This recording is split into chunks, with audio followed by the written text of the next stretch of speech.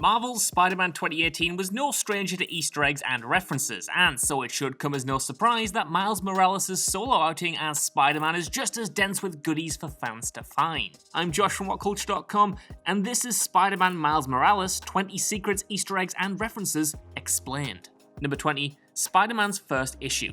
Early on in the game when Miles is unpacking at his new apartment, be sure to wander around and look next to the bed on the left-hand side. When you're in the right position, there will be a prompt for Miles to interact with a hand-drawn book on the top shelf. However, if you look underneath it on the second shelf, you'll notice a stack of comic books, the first of which relates to The Amazing Fantasy, with its original artwork cover that marked Spider-Man's first appearance in the Marvel Comics. You can't interact with it sadly, but if you do go into photo mode, you can get a closer look. Number 19. The Wakandan Flag. The first game already had tons of references to the wider Marvel universe, and Miles Morales is no exception. One of the collectibles, or time capsules as they're called here, that you'll find when swinging around the city shows off the Wakandan flag, home to the legendary King T'Challa, aka the Black Panther. Number 18. XMen Heroes. Another one of the time capsule collectibles that you'll be able to find is a ticket stub for a music gig, but pay close attention to the names of the performers, those being Dazzler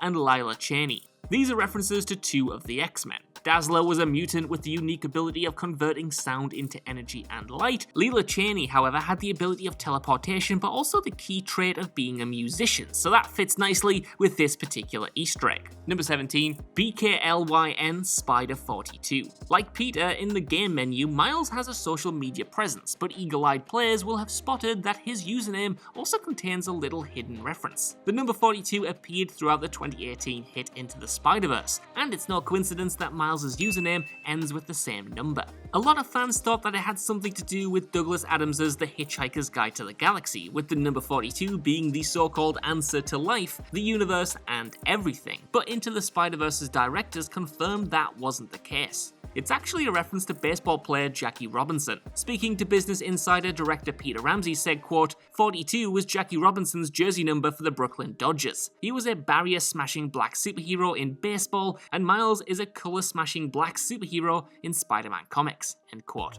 Number 16. SpiderPig. Would it be a Spider-Man game at all without J. Jonah Jameson? No, of course it wouldn't. And not only does he get a physical appearance in the game this time around, but he's also back barking about Spider-Man and how he's a menace to the entire city, you know, as he does. Except this time around there's not one but two of them swinging about, which, as you might have guessed, makes him blow his gasket on a bunch of occasions. One of his best rants is found as part of a collective hunt, where you'll find a tape recorder where he makes a passing reference to Spider-Woman, Spider-Punk, and Spider-Pig. It should be no surprise that Insomniac added a little Easter egg in reference to Spider-Pig specifically, given his outlandish appearance in Into the Spider-Verse. Could this hint at the multiverse at large? I don't know, we can only hope. Number 15. Vanessas Portrait. Fans who are familiar with either Into the Spider-Verse film or Netflix's Daredevil will know far too well how much Vanessa meant to Wilson Fisk, being the true love of his life and the driving force for many of his motivations. While she hasn't made an appearance in the gaming universe yet, there is a nice little Easter egg relating to her in this game.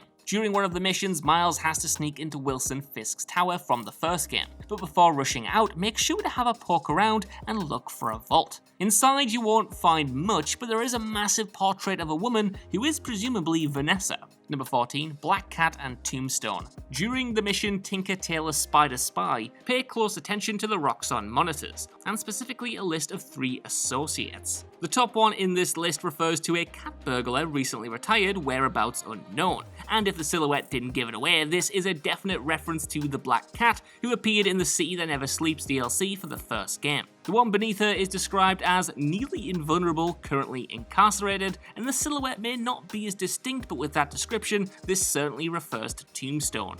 Number 13. Otto Octavius. Now this is an easy one to spot, but during one of the flashback sequences towards the end of the game, a younger Miles Morales visits the Oscorp Science Center and bumps into a young Peter Parker in all of his remastered glory, accompanied by none other than Otto Octavius. You don't get the opportunity to interact with either of them, as at the time Peter Parker had not met Miles Morales yet, but if you linger and listen to their conversation, Peter suggests the idea of building a neural interface to help them develop their prosthetics. This, of course, is the very same interface that Otto is testing when we first meet him in the first game, and eventually develops into the technology that powers and controls his robotic arms as Dr. Octopus. Number 12.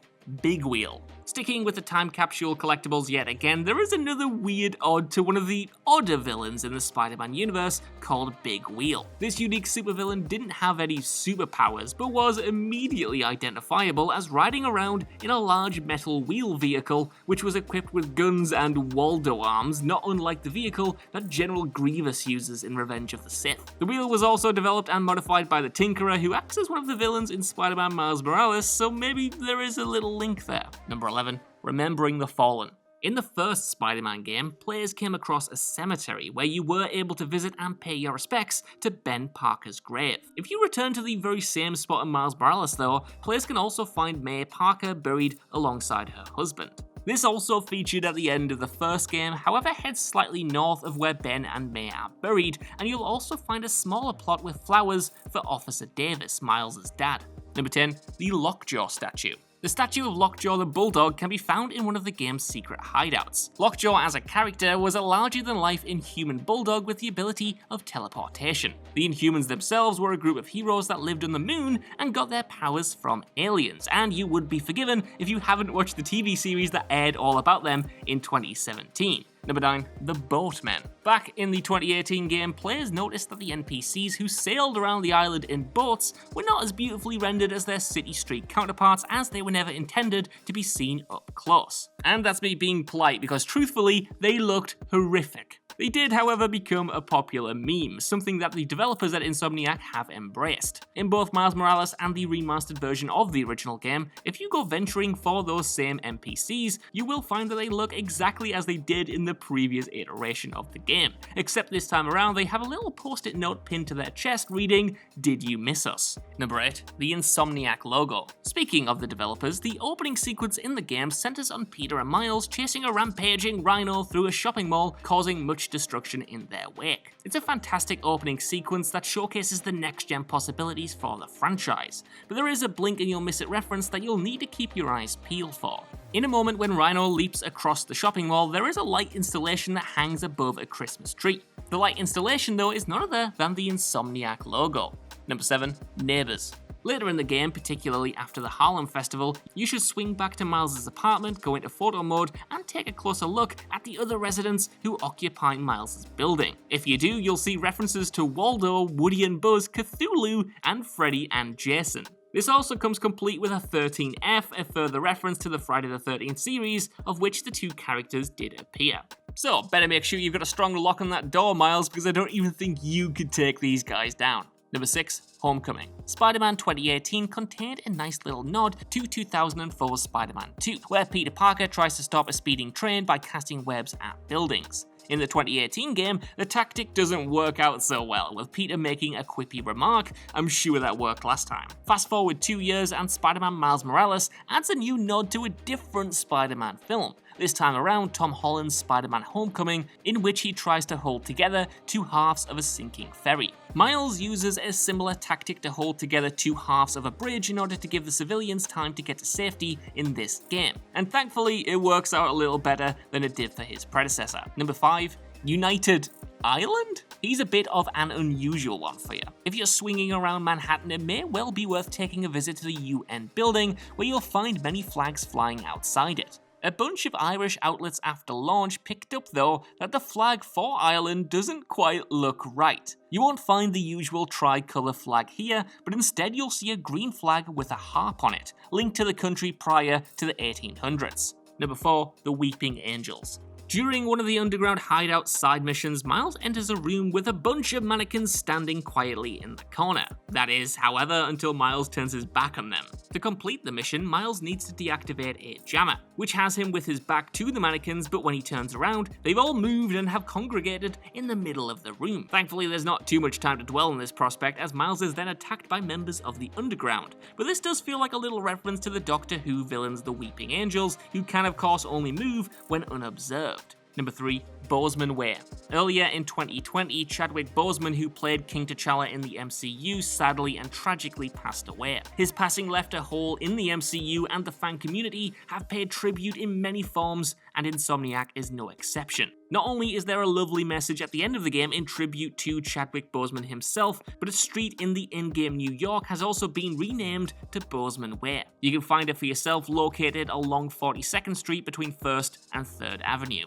Number 2. Black Lives Matter. After completing all of the side quests that Spider-Man Miles Morales has to offer, not only do players receive the new black and yellow Uptown Pride suit, but the cutscene in which Miles receives this suit happens in front of a massive Black Lives Matter mural. Given that the Black Lives Matter movement has been a key part of 2020, and with Miles himself being a half-black and half-Puerto Rican teenager in a city with a long history of police brutality, it is an appropriate mural for the game's setting. Number 1. The Stan Lee statue. Stan Lee used to love a good cameo, and Marvel's Spider-Man 2018 was no exception. Fans of the original game will recall that he makes a surprise appearance as the restaurant owner of Mick's Diner, the place where Peter Parker and MJ meet up to discuss the mystery of Devil's Breath, and this place supposedly has the best fries in the entire city. Sadly, Stan Lee passed away in 2018, with his last cameo fittingly being made in Avengers Endgame, and consequently was unable to make an appearance in Spider-Man Miles Morales, or at least in the same way. That's because while you're swinging around the city, you may happen upon Mick's Diner yet again, which is still there from the original game, but with one slight difference. Outside to the left stands a big, tall, golden statue of Stan Lee himself as a touching tribute to the co-creator of Spider-Man. So that's our list. Let us know what you guys think down in the comments below. How many of these Easter eggs and references did you catch on your first playthrough, and how many of them are going to make you jump back in to track them down yourself? While you're down there, could you give us a like, share, subscribe, and head over to whatculture.com for more lists and news like this every single day. Even if you don't know, I've been Josh, thank you for watching, and I'll see you soon.